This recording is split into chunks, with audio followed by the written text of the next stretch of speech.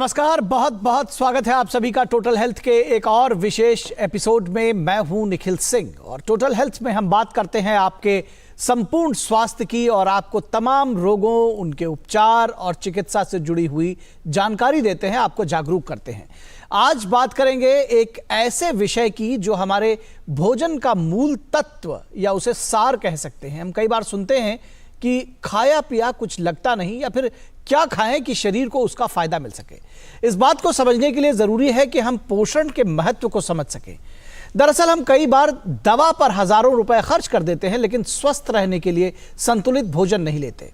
तो अगर हम जीवन में कुछ बातों का ख्याल रखें, मसलन स्वस्थ जीवन शैली और संतुलित भोजन लें, तो एक बेहतर और निरोगी जीवन जिया जा सकता है। किसी ने ठीक ही कहा है कि आहार के समान दूसरी कोई औषधि नहीं है। तो क्या खाएं, कितना खाएं और किस समय खाएं, अपने भोजन में पौष्टिक आहार को कैसे जोड़ें और कौन से रोगों में क्या भोजन लें, यह भी जानना बेहद जरूरी है। तो ये जानेंगे हम अपने विशेषज्ञों से। तो आइए सबसे पहले अपने विशेष मेहमानों से आपका परिचय करा देते हैं। हमारे साथ स्टूडियो में दो खास मेहमान जुड़े हुए हैं। हमारे साथ जुड़े हैं डॉक्टर अनूप सराया, जो कि प्रोफेसर एंड हेड हैं department of gastroenterology and human nutrition, all India institute of medical sciences, नई दिल्ली से। और साथ ही साथ जुड़े हैं डॉक्टर एस.एम. रहेजा, जो कि senior physician and farmer medical superintendent, GB. Pant hospital, new Delhi से जुड़े हुए हैं। और दर्शकों, इसके साथ साथ आप भी हमारे इस कार्यक्रम से सीधे जुड़ सकते हैं और इसके लिए आप हमें फ़ोन कर सकते हैं। हमारी फ़ोन लाइनें खुल गई हैं। हमारा फ़ोन नंबर आप नोट कर लें, 1800111234। ये हमारा टोल फ्री नंबर है। तो इस पर आप फ़ोन करके अपने सवाल हमारे विशेषज्ञों से पूछ सकते हैं और इसके अलावा हमें ईमेल भी कर सकते हैं। हमारा ईमेल आईडी नोट कर लीजिए, ddnewstotalhealth@gmail.com। तो आप इस पर अपने सवाल लिखकर भी पूछ सकते हैं। चर्चा की शुरुआत करते हैं डॉक्टर रहेजा आपके साथ, और ये समझने जानने की कोशिश करें कि आखिर न्यूट्रिशन से, जो पोषण है, उससे कैसे उसको समझना चाहिए, शरीर में पोषण की ज़रूरत क्यों है और क्या है इसकी ज़रूरत, कैसे इसको समझना चाहिए, थोड़ा संक्षेप में इसको बताएं। देखिए, न्यूट्रिशन हमारे शरीर के लिए प्राइमरी सोर्स ऑफ एनर्जी है। जैसे हम गाड़ी चलाते हैं, उसमें ईंधन डालते हैं जी, तो इसी प्रकार हमारे शरीर को क्रियाओं के लिए मेटाबॉलिक एक्टिविटीज़, जितनी भी अंदर रिएक्शंस हो रहे हैं, मेटाबॉलिक एक्टिविटीज़ हो रही हैं, केमिकल रिएक्शंस, सेल मल्टीप्लिकेशंस, कोशिकाएं जो आप बढ़ रही हैं, उसमें इसका महत्वपूर्ण योगदान है। इसके अलावा शरीर की रिपेयर, वियर एंड टीयर को ठीक करने के लिए न्यूट्रिशन चाहिए। हमें ग्रोथ के लिए, पर्टिकुलरली यदि आप देखें, जब बच्चा पैदा होता है तो उसका वेट हार्डली 3 kg होता है और धीरे धीरे जैसे जैसे हम व्यस्क होते हैं, वजन हमारा कई किलो में चला जाता है, 70 kg 80 kg। तो इसके लिए न्यूट्रिशन चाहिए। इसमें प्रोटीन्स को हम कहते हैं building blocks of the body. और इसके अलावा जो अलग अलग क्रियाएँ हैं शरीर के अंदर, जितने भी एंजाइमेटिक एक्टिविटीज़ हैं, उसके अंदर हमें न्यूट्रिशन चाहिए।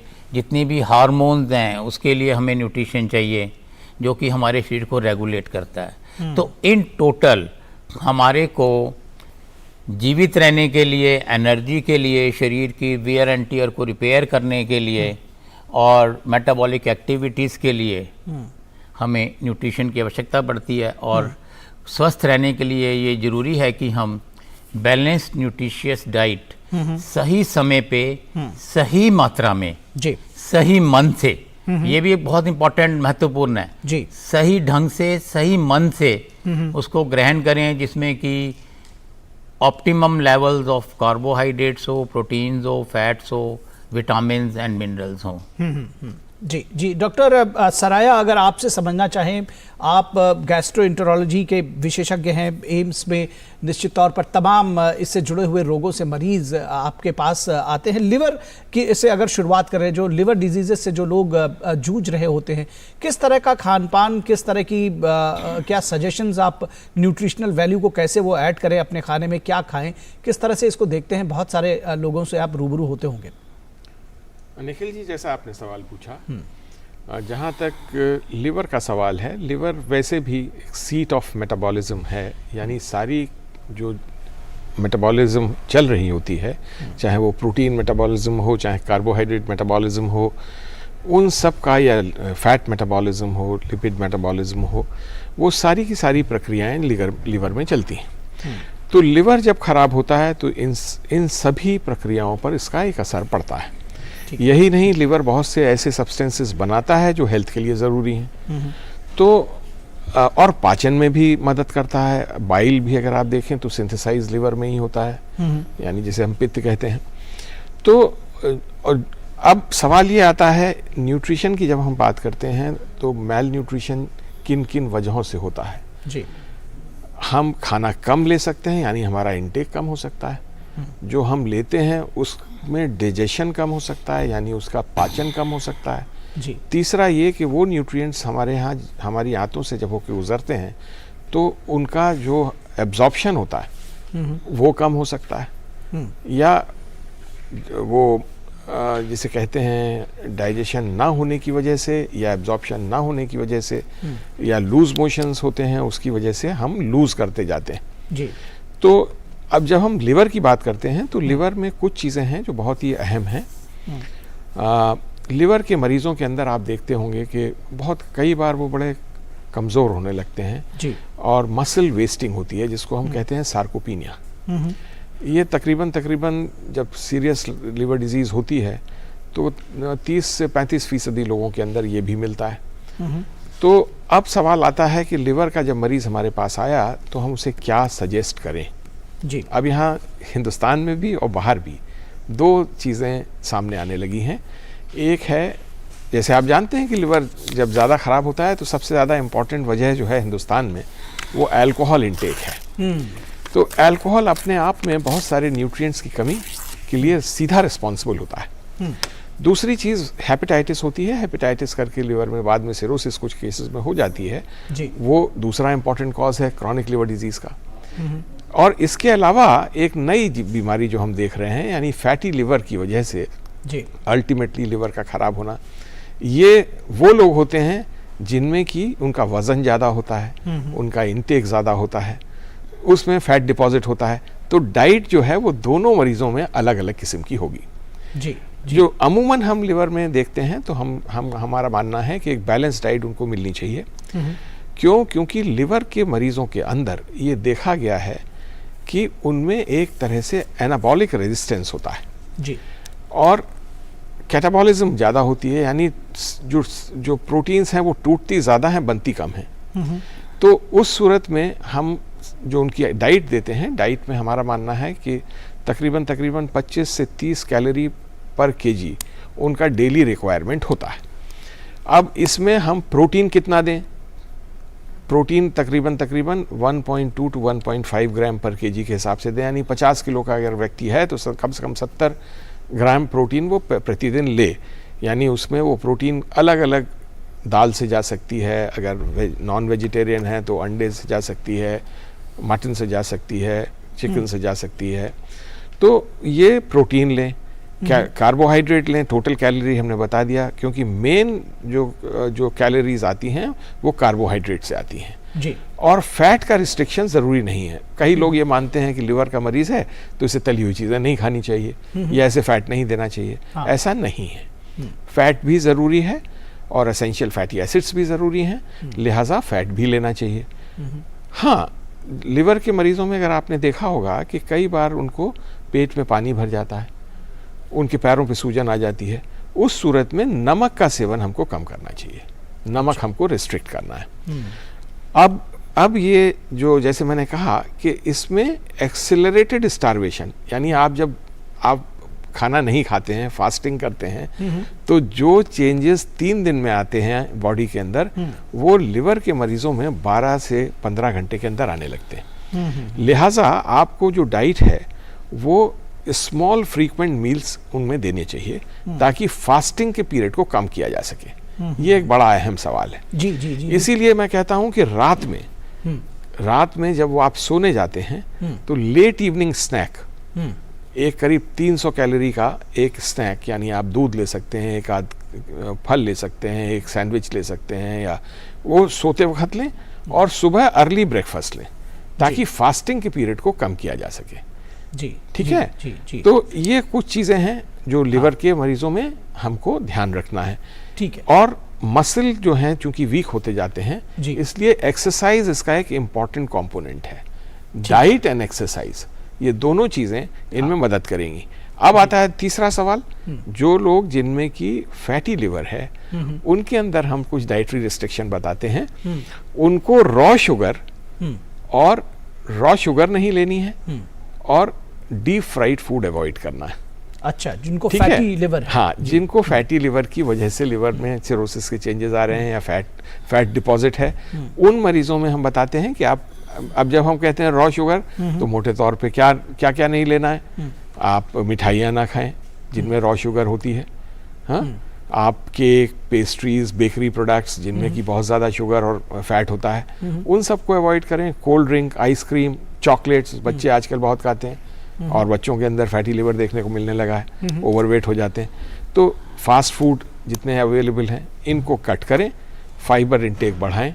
ये सारी चीज़ें उनको डाइट में ज़रूर बताना चाहिए। जी जी जी जी। तो और फास्टिंग के बारे में भी आगे चर्चा करेंगे। एक विषय है जिसको लेकर के बहुत सारी जिज्ञासा रहती है, लेकिन फिलहाल यहाँ रुकेंगे एक छोटे से ब्रेक के लिए। दर्शकों, आप कहीं मत जाइएगा, जल्द हाजिर होंगे।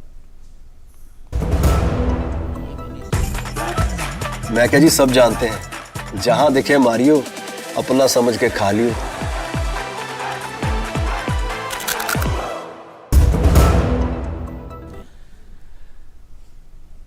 स्वागत है आपका ब्रेक के बाद टोटल हेल्थ में। और यहाँ हमारे साथ एक कॉलर जुड़े हुए हैं जो कि गुरुग्राम से कॉल कर रहे हैं, जयपाल सिंह।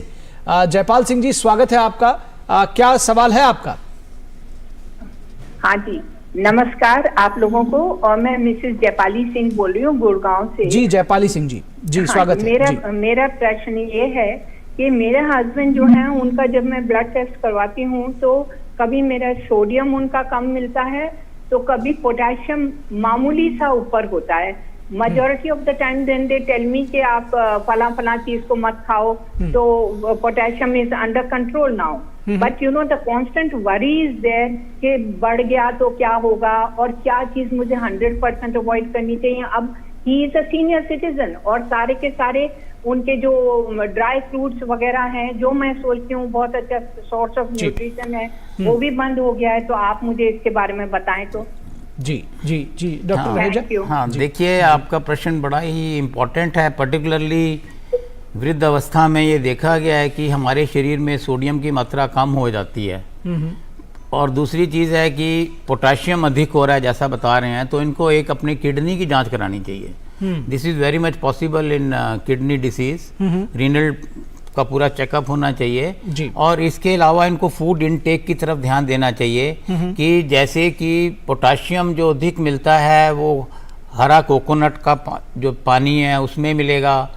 सिट्रस फ्रूट्स के जितने भी मौसमी है, संतरा है, इनके अंदर पोटेशियम की मात्रा ज़्यादा होती है। केले के अंदर भी पोटेशियम अधिक मिलता है, तो इनका थोड़ा सेवन कम करें। और इसके अलावा थोड़ा इनको नमक का इनटेक को बढ़ा देना चाहिए, वो भी अपने एक डॉक्टर के संपर्क में जाके, क्योंकि यदि इनका ब्लड प्रेशर अधिक है तो नमक ज़्यादा लेने से भी हम कहते हैं सॉल्ट इंड्यूस हाइपरटेंशन, नमक अधिक लेने से भी ब्लड प्रेशर बढ़ सकता है। तो बैलेंस करना ज़रूरी है। और दूसरी चीज़ हमें ये देखनी है कि ये कोई वाटर पिल्स तो नहीं ले रहे हैं डाययूरेटिक, जैसे कि फ्रूजीमाइड है, टॉसिरामाइड है। को अगर कुछ ऐसी दवाइयाँ ले रहे हैं या क्लोरोथैलिडोन है, हाइड्रोक्लोरोथायाजाइड की टैबलेट्स हैं, तो इससे जो शरीर के अंदर है सोडियम की मात्रा कम होती है। तो आप इस चीज़ को एक डॉक्टर के संपर्क में जाके डिटेल में चेकअप करा लीजिए।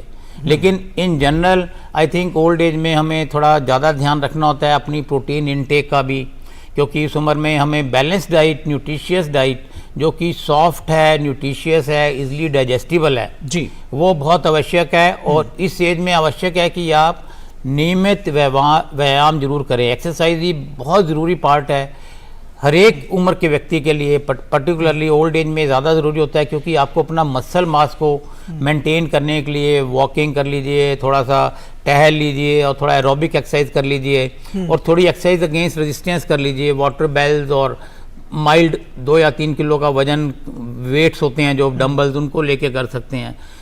इसके अलावा स्ट्रेच बैंड्स आते हैं जी, जी, एरोबिक्स करिए, तो ये सारी चीज़ों को यदि आप मेंटेन करते हैं और नींद पूरी लीजिए, सबसे इम्पोर्टेंट बात है आजकल अच्छे स्वास्थ्य के लिए नींद का पूरा होना बहुत आवश्यक है। स्ट्रेस फ्री अपने आप को रखना बहुत ज़रूरी है। Regular exercise, yoga, relaxation techniques like meditation are very useful. जी, स्वस्थ जीवन शैली की बात आपने कही। अब दरअसल डॉक्टर रहेजा, कई बार ये आपने देखा होगा कि जैसे ख़ास तौर पर बच्चों में होता है कि बच्चा दिखने में तो स्वस्थ और कई बार मोटा दिखता है और इससे लगता है कि उसको सारे न्यूट्रिशंस मिल रहे होंगे, लेकिन और ये संपन्न परिवारों में होता है। ऐसा नहीं कि जब हम मेल न्यूट्रिशन की बात करते हैं तो वो केवल ऐसी जगहों पे हो जहाँ पर विपन्नता हो या गरीबी हो, ऐसा नहीं है। तो ये बात भी आपसे समझना चाहेंगे कि किस तरह से मेल न्यूट्रिशन हो सकता है बच्चों में, खास तौर पर एडोलेसेंट एज पे, कैसे आप इसका बताइए। ये आपका एक बहुत ही महत्वपूर्ण प्रश्न है। यदि आप वेल टू डू फैमिलीज में देखें तो उसके अंदर क्या है कि जो बच्चे हैं आजकल फास्ट फूड और ट्रैश फूड की तरफ ज़्यादा चले गए हैं। पिज़्ज़ा, चाउमीन, बर्गर और एरेटेड ड्रिंक्स जिसमें कि सिर्फ शुगर्स होते हैं और फ्लेवर्स होते हैं, कलर्स होते हैं। तो ये जो स्वीटनर्स हैं इन सब से हमारे बच्चों में और जितने भी एडोलेसेंट्स हैं, पर्टिकुलरली अब तो एडल्ट्स में भी ये देखा गया है कि उनका वेट बढ़ जाता है। वेयरएज उनके शरीर के अंदर कैल्शियम की कमी, आयरन की कमी, एसेंशियल मिनरल्स की कमी रहती है। क्योंकि ये जितनी भी चीज़ें हैं जैसे एरेटेड ड्रिंक्स है, it is just a sweet, मीठा चीनी का पानी है जिसमें कि आपने गैस डाला और कलर और उसमें स्वीटनर डाल दिया। जी। और pizza, burger high calorie dense, high sugar dense हैं सारी चीजें, जितने भी इसी से डॉक्टर रहेजा, इसी से जुड़ा हुआ एक सवाल शायद हमारे कॉलर पूछना चाहते हैं, उनसे उनको भी कनेक्ट कर लेते हैं तो शायद आपके जवाब से उनको भी समाधान मिल सकेगा। बीडी सिंह हमको बिहार से कॉल कर रहे हैं। बीडी सिंह साहब, स्वागत है आपका, पूछिए अपना सवाल। हेलो, मेरा उम्र है 62 इयर्स, ओवरवेट है, मेरा हाइट है 5 फीट 2 इंच, 82 kg वजन है। तो इस उम्र में अभी हम क्या खाएं कि हमको पोषण भी मिले, मेरा वेट भी नहीं बढ़े, और वेट कैसे थोड़ा रिड्यूस कर सकते हैं? जी हाँ, सबसे इम्पोर्टेंट बात है कि इनका वेट होना चाहिए 5 फुट 2 इंच हाइट है, तो इनका वेट होना चाहिए, इनका हाइट हो गया 155 सेंटीमीटर। यदि हम इसमें से 100 माइनस करें तो इनका वेट होना चाहिए 55 kg प्लस माइनस 4 kg। तो अगर इससे अधिक है तो ये काफ़ी अधिक ओवरवेट है। इनको चाहिए कि वजन कम करने के लिए हमें ये समझना है कि वजन बढ़ने की वजह क्या है। It is like a simple bank account. यदि आप ज़्यादा कैलोरीज अपने शरीर में डाल रहे हैं, ऐसा खाना खा रहे हैं जिसमें कैलोरीज ज़्यादा हैं और आप उसको खर्च कम कर रहे हैं, तो बॉडी उस एनर्जी को अपने अंदर फैट के तरीके से स्टोर करना शुरू कर देती है। और जिसमें कि पर्टिकुलरली ट्रंकल ओबेसिटी, जिसको हम कहते हैं तोंद का आगे बढ़ जाना, जो कि बहुत ही ज़्यादा हमारे शरीर के लिए नुकसानदायक है। इससे हमें heart attack, high blood pressure, diabetes, stroke जैसी बीमारियां होने का खतरा बढ़ जाता है। Fatty liver one of the most important causes इसी से होता है ये। तो इनको चाहिए कि अपने खाने पीने में एक तो रिफाइंड शुगर्स, जिसमें कि मैदे वाली चीजें हैं, जितने भी रिफाइंड अनाज हैं उसको लेने से बचें, कम लें, चीनी मीठा खाना बंद कर दें या कम कर दें। और दूसरी चीज है प्रोटीन इनटेक को सही मात्रा में रखें और फैट की मात्रा को थोड़ा कम करें, जिसमें कि पर्टिकुलरली डीप फ्राइड फूड जो है जिसमें कि ट्रांस फैट है, ये हमारे शरीर के लिए बहुत ही नुकसानदायक है। क्योंकि ये एलडीएल जो कि बैड कोलेस्ट्रॉल है उसको बढ़ाता है, और एथेरोस्क्लेरोसिस जिसमें कि आर्टरीज के अंदर क्लॉट्स और क्लॉगिंग बनती है लिपिड से, उसको बढ़ाता है। तो इन सब चीज़ों का बैलेंस्ड लाइफस्टाइल रखना है।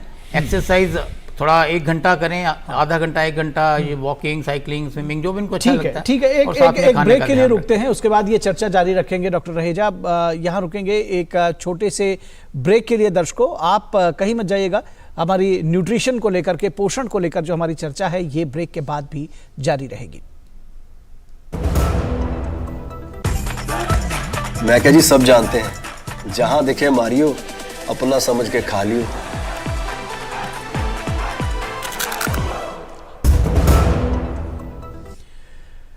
स्वागत है आपका। ब्रेक के बाद हम चर्चा कर रहे हैं पोषण के महत्व पर, इंपॉर्टेंस ऑफ न्यूट्रिशन। किस तरह से जो एक जब हम बैलेंस डाइट की बात करते हैं तो पोषक तत्व कितने ज़रूरी हैं हमारे भोजन में, इस पर चर्चा कर रहे हैं। डॉक्टर अनूप सराया, आपसे समझना चाहेंगे कि जब हम कुछ बीमारियों की बात कर रहे थे, अगर पैनक्रियाटाइटिस की बात करें या जो इंटेस्टाइन से जुड़ी हुई बीमारियां रहती हैं, आपके पास बहुत सारे इस तरह के मरीज आते होंगे, किस तरह से आप देखते हैं उनके लिए भोजन में क्या कुछ सजेशंस देंगे, कैसे उनको न्यूट्रिशन मिल सके और वो जो उनका एक स्वास्थ्य है वो भी बेहतर हो?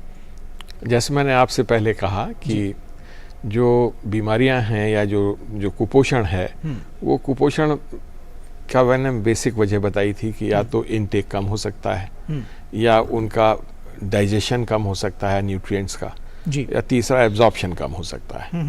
तो पैनक्रियाज दरअसल एक ऐसा ऑर्गन है जो बहुत सारे एंजाइम्स बनाता है जी। और ये एंजाइम्स प्रोटीन, फैट और कार्बोहाइड्रेट को उनके सिंपल फॉर्म में तोड़ने में और उनके जब वो एक बार डाइजेस्ट हो जाते हैं तो आंतों से उनके एब्जॉर्प्शन के लिए उनका एब्जॉर्प्शन आसान हो जाता है जी।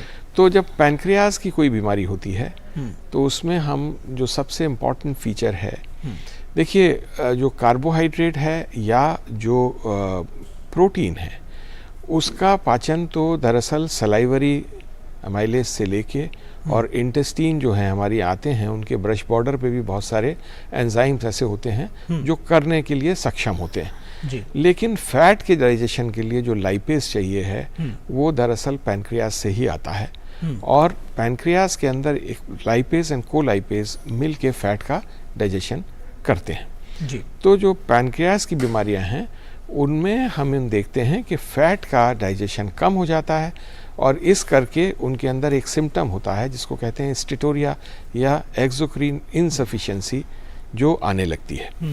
अब उसमें स्टेटोरिया का मतलब ये होता है कि जब फैट की क्वांटिटी स्टूल में बढ़ जाए और ये जब 7 ग्राम पर डे से ज़्यादा होने लगती है तो वो सिम्टम्स स्टेटोरिया के आने लगते हैं। अब दो तरीके हैं, दो तरीके ये हैं कि या तो हम फैट का लेना कम कर दें जी। या एंजाइम्स ज़्यादा देने लगें, जो एंजाइम्स पैनक्रियाज बनाता है उसे बाहर से दें। तो अब मेरा ये मानना है कि अगर हम फैट का इंटेक बहुत कम कर देंगे तो खाना अनपैलेटेबल हो जाता है और आदमी का इंटेक भी कम हो जाता है। तो फैट को रेस्ट्रिक्ट करने की ज़रूरत नहीं है जी। फैट अगर नहीं रेस्ट्रिक्ट करते हैं तो हमको जाहिर सी बात है कि उसके एब्जॉर्प्शन और उसके डाइजेशन के लिए 2 चीज़ें चाहिए, एक तो आंत चाहिए जो ठीक हो और दूसरा जो एंजाइम्स पैनक्रियाज बनाता है उसे हम बाहर से दें।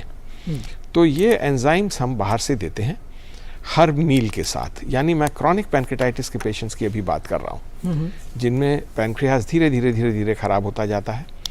इनके अंदर जब हम एंजाइम्स देते हैं तो बहुत सारी दवाइयाँ हैं जिनको कि जब हम देते हैं तो करीब हम लाइपेज जो मेन एंजाइम जो कि नहीं होता है उसकी क्वांटिटी को देखना चाहिए और जनरली जो टैबलेट्स अवेलेबल हैं बाज़ार में 25,000 और 10,000 की स्ट्रेंथ में आती हैं लाइपेज की, उनको हम हर मेजर मील के साथ तकरीबन 50,000 यूनिट्स लाइपेज देते हैं और बीच में जो हम बीच में स्नैक्स लेते हैं उनके साथ अगर 10,000 भी दे देते हैं तो ये काफ़ी होता है फैट एब्जॉर्प्शन को, फैट के डाइजेशन के लिए, जो एक अमूमन हम पैनक्रियाटाइटिस में देखते हैं। तो एक तरीका ये है और उसके अलावा डाइट, जैसे मैंने बताया कि स्मॉल फ्रीक्वेंट डाइट के कई बार पैनक्रियाज के मरीजों में पेन होने लगता है तो पेन करके भी वो खाना रिस्ट्रिक्ट कर देते हैं। तो यानी उनमें जो मैल न्यूट्रिशन होता है वो सिर्फ डाइजेशन की वजह से ही नहीं है। अगर उनको बार बार पेन हो रहा है उससे वो खाना कम खाने लगते हैं तो उसकी वजह से भी होता है। इसी तरह से एक्यूट पैनक्रियाटाइटिस है। एक्यूट पैनक्रियाटाइटिस एक बड़ी सीरियस कंडीशन है। दरअसल हमारे यहाँ अगर आप अस्पताल में आएंगे हमारे वार्ड में तो आप देखेंगे कि सिग्निफिकेंट नंबर जो है वो दरअसल एक्यूट पैनक्रियाटाइटिस के पेशेंट्स का होता है जिसमें मोर्टेलिटी भी हाई है और मॉर्बिडिटी भी हाई है जी। और ये बहुत कॉमन प्रैक्टिस है, मैंने जो नोटिस किया है कि उन सब लोगों को नील ओरली रख दिया जाता है, यानी उनको खाना नहीं दिया जाता है, जबकि न्यूट्रिशन एक एसेंशियल कंपोनेंट है ट्रीटमेंट का। हमारी कोशिश होनी चाहिए कि एक्यूट पैनक्रेटाइटिस के पेशेंट्स में न्यूट्रिशन एट द अर्लीस्ट शुरू करें, हमें वेट नहीं करना चाहिए। एक टाइम था जब उनको लगातार नील ओरली रखा जाता था, अब ये एक सीरियस कंडीशन है जिसमें बॉडी की रिक्वायरमेंट बहुत ज़्यादा है न्यूट्रिशन की, और हम डिनाई कर रहे हैं उनको। अच्छा, तो जाहिर सी बात है डॉक्टर सराय, जब हम थोड़ा इसको मैं चाहूँगा कि जो आपके यहाँ पर महिला जो पेशेंट्स आती हैं उनकी न्यूट्रिशन की ज़रूरत क्या कुछ अलग हो सकती है? क्योंकि जब हम गर्भवती महिलाओं की बात करते हैं तो इस तरह के रोगों में या फिर जो आप जैसे पैनक्रेटाइटिस की बात कर रहे हैं, क्या उनकी कुछ ज़रूरतें अलग हो सकती हैं? किस तरह से उनको देखना? देखिए, मैं जब बीमारी की बात कर रहा हूँ तो मैं बीमारी के इन जनरल जो बीमारी में जो चीज़ें ज़रूरी हैं उनकी बात पहले कर रहा हूँ जी, है ना। अगर मैं पैनक्रेटाइटिस की बात कर रहा हूँ, पैनक्रेटाइटिस में अगर एब्जॉर्प्शन फैट का नहीं हो रहा है तो जाहिर सी बात है कि फैट के साथ जो वाइटामिन्स एब्जॉर्ब होते हैं वो भी, उनकी भी कमी होने लगती है। विटामिन ए, डी जो हैं, अब अगर विटामिन डी की कमी होगी तो बोन के अंदर बहुत सारे चेंजेस आने लगेंगे। अच्छा, अगर लैक्टेटिंग विमेन है या प्रेग्नेंट फीमेल है, उसमें कैल्शियम की और ज़्यादा ज़रूरत है, उनके अंदर पैनक्रेटाइटिस है तो उनको विटामिन डी और कैल्शियम हमको एक्स्ट्रा देना होगा। ये सारी चीज़ें ध्यान में रखनी होंगी। उनके अंदर जब प्रेगनेंसी के दौरान प्रोटीन भी ज़्यादा चाहिए होता है, क्योंकि फीटस भी डेवलप कर रहा होता है, उसकी भी रिक्वायरमेंट है, कैलोरी भी ज़्यादा चाहिए होती हैं, तो उनके अंदर थोड़े से डाइट में हमको प्रोटीन भी ज़्यादा देने हैं, कैलोरीज भी ज़्यादा देनी है। और अगर ये बीमारियां हैं तो उसके साथ हमको तमाम वाइटामिन्स भी देने हैं, ठीक है जी। तीसरा इंपॉर्टेंट जो है, जो मैं एक्यूट पैनक्रेटाइटिस का बता रहा था, कि इनमें हमें न्यूट्रिशन जल्दी शुरू करना चाहिए।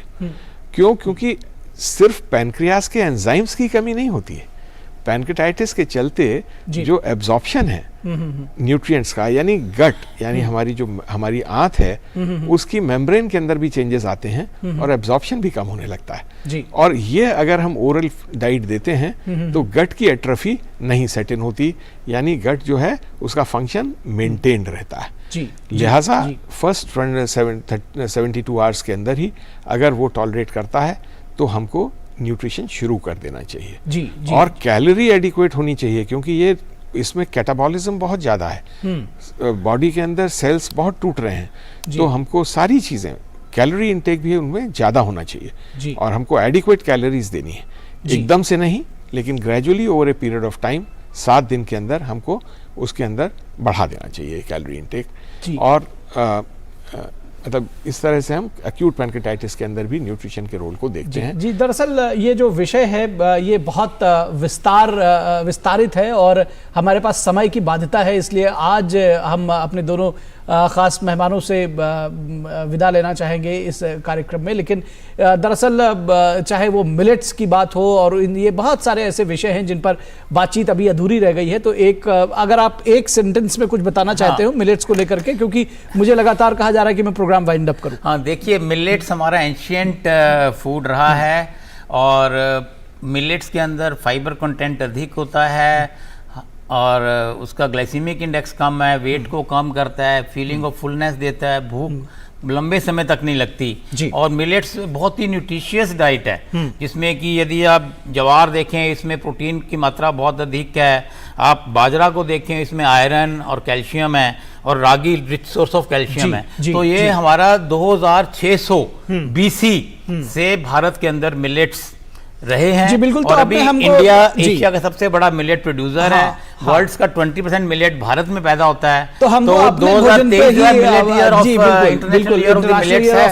और अपने भोजन पर हमें ध्यान देने की जरूरत है, अपने देश के अपने उत्पादों पर, जो कि हमें स्वस्थ रखेंगे। और अब ढेर सारी बातें हुई हैं, दरअसल इसको आत्मसात करने की जरूरत है, संतुलित भोजन लेने की जरूरत है, अपना जो लाइफस्टाइल है उसको बेहतर करने की जरूरत है, और बहुत सारे रोगों में किस तरह से क्या खाएं, किन चीजों को खाएं, क्या अवॉइड करें, ये भी आपने जाना, समझा और सुना है। तो इस विषय पर भी विस्तार से बात हुई है। आप दोनों खास मेहमानों का बहुत शुक्रिया हमारे साथ इस विषय पर जुड़ने के लिए। तो टोटल हेल्थ के आज के अंक में बस इतना ही। हमारी पूरी टीम को दीजिए इजाजत। नमस्कार।